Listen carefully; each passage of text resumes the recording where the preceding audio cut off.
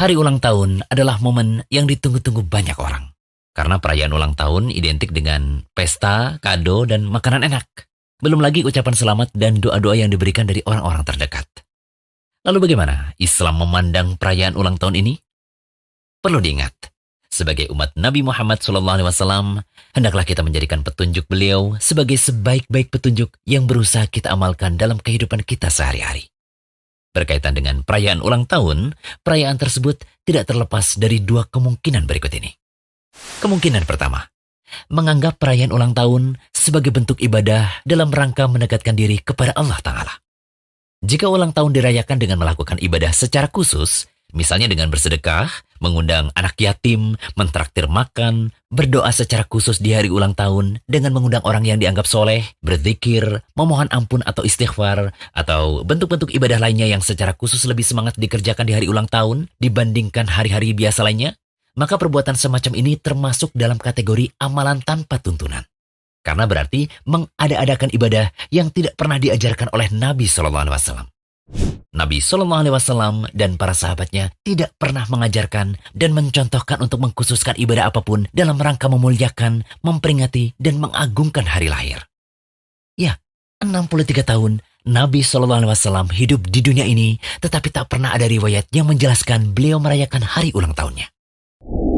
Kemungkinan kedua, jika perayaan ulang tahun ini dimaksudkan tidak dalam rangka ibadah, melainkan hanya tradisi, kebiasaan, adat, atau mungkin sekedar have fun saja, maka kategori kemungkinan kedua ini masuk ke dalam bahasan tasyabuh. Jadi kesimpulannya, perayaan ulang tahun termasuk dalam bid'ah jika dirayakan dalam rangka ibadah untuk mendekatkan diri kepada Allah Ta'ala. Perayaan ulang tahun juga tetap terlarang meskipun hanya bermaksud untuk bersenang-senang. Karena syariat melarang untuk mengagungkan, memuliakan, dan mengistimewakan hari tertentu untuk senang-senang dan ibadah, kecuali ada dalil penetapannya dari syariat yang mulia ini. Seperti misalnya Hari Raya Idul Fitri atau Idul Adha. Selain itu, merayakan ulang tahun akan menjerumuskan seseorang ke dalam tasyabuh terhadap orang kafir, yaitu perbuatan menyerupai mereka dalam tingkah laku dan karakter yang menjadi ciri khas seorang kafir. Termasuk ciri khas orang kafir dalam hal ini adalah membuat-buat berbagai macam id atau perayaan yang tidak ada asal-usulnya dalam agama mereka. Lantas bagaimana hukum ucapan Barakallahu fi umrik saat ulang tahun? Begini, saat ulang tahun diungkapkan atau dirayakan dengan doa Barakallahu fi umrik, semoga Allah memberkahi umurmu, itu kira-kira lebih kental nilai mubahnya atau ibadahnya? Tentu nilai ibadahnya dong, karena nuansa Islami dan semua muslim paham bahwa doa adalah ibadah. Sehingga lengkaplah keburukan pada ulang tahun yang diyakini lebih Islami ini. Keburukan tasyabuh yang dikemas dengan ibadah. Ibarat kata pepatah, sudah jatuh tertimpa tangga pula.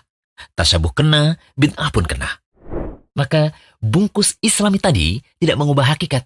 Seperti riba yang disebut bunga, atau suap yang dibahasakan sedekah, atau bahkan zina yang disebut suka sama suka. Hukumnya tetap sama, haram. Jika demikian, sikap yang Islami dalam menghadapi hari ulang tahun adalah tidak mengadakan perayaan khusus. Biasa-biasa saja dan berwibawa dalam menghadapi perayaan semacam itu. Mensyukuri nikmat Allah berupa kesehatan, kehidupan, usia yang panjang sepatutnya dilakukan setiap saat, bukan setiap tahun. Dan tidak perlu dilakukan dengan ritual atau acara khusus. Demikian juga refleksi diri. Mengoreksi apa yang kurang dan apa yang perlu ditingkatkan dari diri kita selayaknya menjadi renungan harian setiap muslim, bukan renungan tahunan.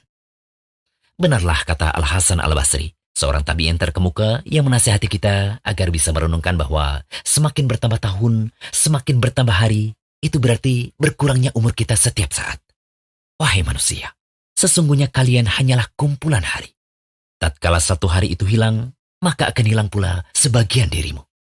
Al-Hasan Al-Basri juga pernah berkata, malam dan siang akan terus berlalu dengan cepat, dan umur pun berkurang, ajal kematian pun semakin dekat.